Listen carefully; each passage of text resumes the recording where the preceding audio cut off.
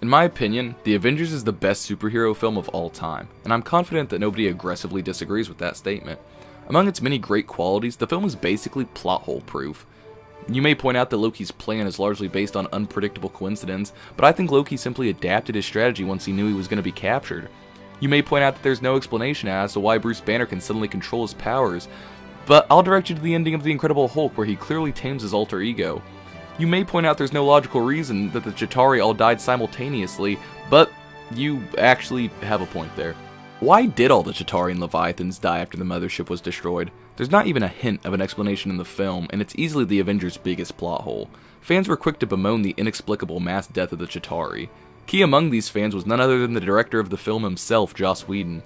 During the director's commentary, Whedon admits that he is not proud of the scene, explaining that he only did it to tie up all loose ends. Here's the full quote.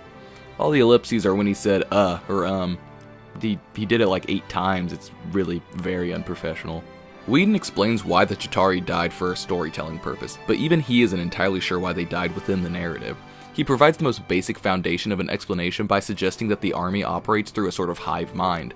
Marvel decided to run with this kernel of an idea.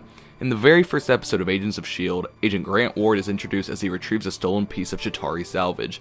The device is later called a Chitauri neural link. Using the most basic of intuition, one can assume that it links the Chitauri neurally, seemingly confirming the concept of the Chitauri hive mind. So Agents of S.H.I.E.L.D. confirms Whedon's comparison of the mothership to the Queen Bee and the soldiers to drones.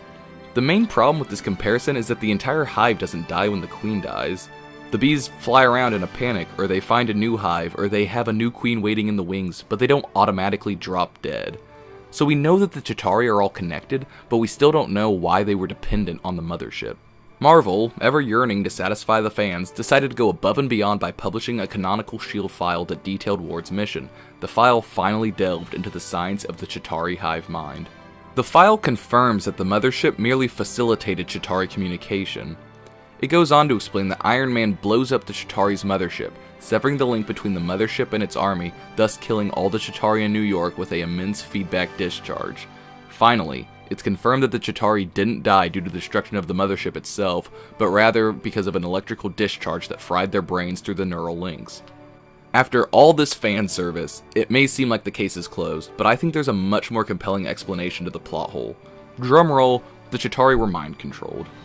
Age of Ultron retroactively revealed that Loki's scepter housed the Mind Stone throughout the first film. With the raw, unlimited strength of an Infinity Stone at his disposal, Loki went on to use the stone's immeasurable power to brainwash about 30 people.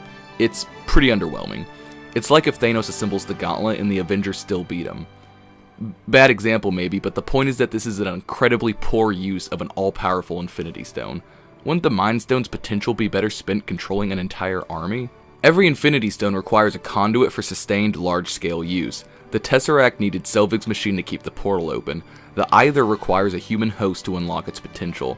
Ronan puts the Power Stone in his hammer to control its destructive force. Doctor Strange uses sorcery to access the temporal power of the Eye of Agamotto. Loki's scepter appears to be the Mind Stone's conduit on a small scale.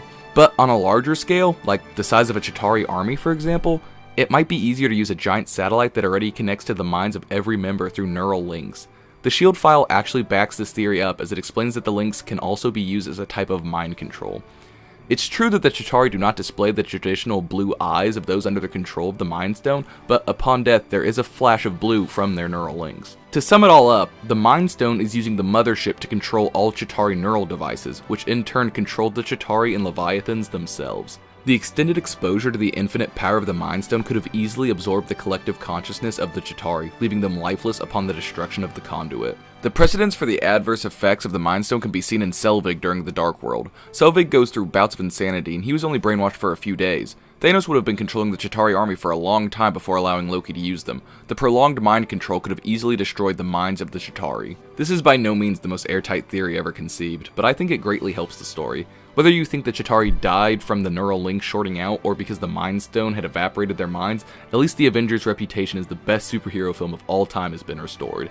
If you disagree, be sure to keep it to yourself. Thanks for watching.